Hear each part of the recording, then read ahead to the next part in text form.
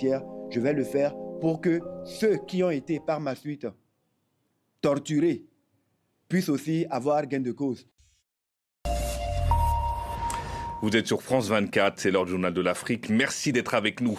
À la une, Amron prend la parole dans une interview exclusive pour France 24. Voix critique du pouvoir de Faure Gnassingbé, le rappeur togolais avait été interpellé le 26 mai dernier à son domicile par une escouade de la gendarmerie avant d'être interné à l'hôpital psychiatrique puis libéré le 21 juin.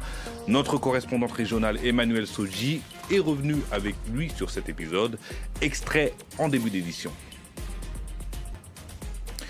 Et on ouvre ce journal avec la prise de parole d'Amron. Le rappeur togolais s'exprime sur France 24, arrêté dans la nuit du 26 mai dernier à son domicile par une escouade de la gendarmerie, puis interné à l'hôpital psychiatrique de Zébé. Il a été libéré samedi 21 juin.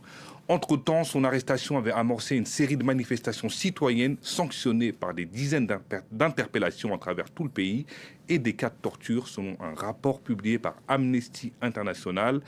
7 morts sont à déplorer selon la société civile, tandis que les autorités togolaises ont fait état de 2 morts par noyade. Notre correspondante régionale Emmanuel Soji a pu l'interviewer à distance. On regarde un extrait. Amron, bonjour. Bonjour France 24. Comment allez-vous depuis votre libération? Je pourrais dire que je vais de mieux en mieux dans le meilleur des mondes. Est-ce que vous avez été surpris par l'ampleur de la mobilisation citoyenne? Est-ce que vous vous attendiez à une telle mobilisation? Pour être très honnête, je m'étais lancé dans cette opération en mode kamikaze. Je savais peut-être que le fait d'avoir été la voix des sans-voix, parce que ce que je disais n'était pas quelque chose qui était nouveau dans notre pays. Beaucoup de personnes le pensaient, mais les gens n'avaient pas le courage de le faire. Donc moi, j'ai voulu m'offrir en sacrifice pour créer un électrochoc, un déclic, pour libérer la parole. Mais dire que je m'attendais à l'ampleur que cela a pris, ce serait vraiment mentir. Mais je suis très honoré et très content que les gens aient pu prendre sur eux de faire comme moi, si ce n'est plus. Parce qu'il est vraiment important que les choses bougent dans notre pays. À la fois, c'était une expérience douloureuse, mais c'était une phase de grand enseignement. Parce que j'ai été admis dans cet hôpital contre ma volonté. Et les 2 premiers jours, je recevais des injections, des sérums, on me faisait prendre des comprimés. Et j'avais perdu un peu le sens de la réalité. Dès le 3e jour, j'ai vu qu'ils ont stoppé les injections, ils ont stoppé les sérums, ils ont modifié les comprimés que je prenais.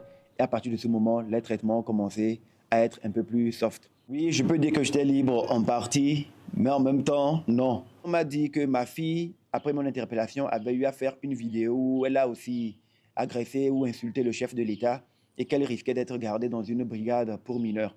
Donc là, j'ai proposé que non, pour essayer de désamorcer les choses, je suis prêt à faire une vidéo pour présenter mes excuses au président du conseil pour les insultes, pas pour les dénonciations que j'ai à faire. J'ai demandé à faire la vidéo, mais auparavant, j'ai demandé que je puisse être libéré, que je puisse rentrer chez moi, essayer de faire des démarches pour apaiser les choses, pour ne pas qu'il y ait des violences, comme on me disait que j'étais responsable de ce qui pourrait arriver. Aujourd'hui, plus que jamais, après mon interpellation, après les événements du 6 juin, après les événements du 26, 27, 28 juin, et après tout ce qui a eu à se faire en ce qui concerne les violations des droits humains, je ne peux et je ne saurais garder le silence. Bien entendu, nous pouvons faire tout pour que nos revendications restent dans une logique pacifique. Nous voulons tous travailler pour l'apaisement.